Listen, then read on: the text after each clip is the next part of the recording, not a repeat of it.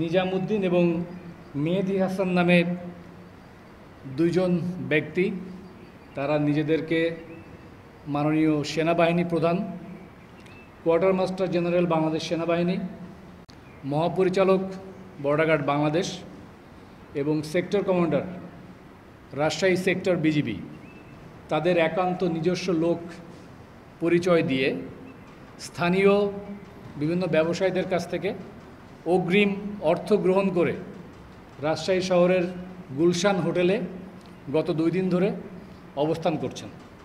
স্থানীয় যারা ভুক্তভোগী ছিলেন এবং প্রত্যক্ষদর্শী, তাদের তথ্যভিত্তিক সহায়তার মাধ্যমে বিজিবির টহল দল আজ আনুমানিক 1300 ঘটিকায় তাদেরকে আটক করতে সক্ষম হয়। তাদেরকে আটক করে আমরা আমাদের ব্যাটালিয়ন হেডকোয়ার্টার্সে নিয়ে আসি।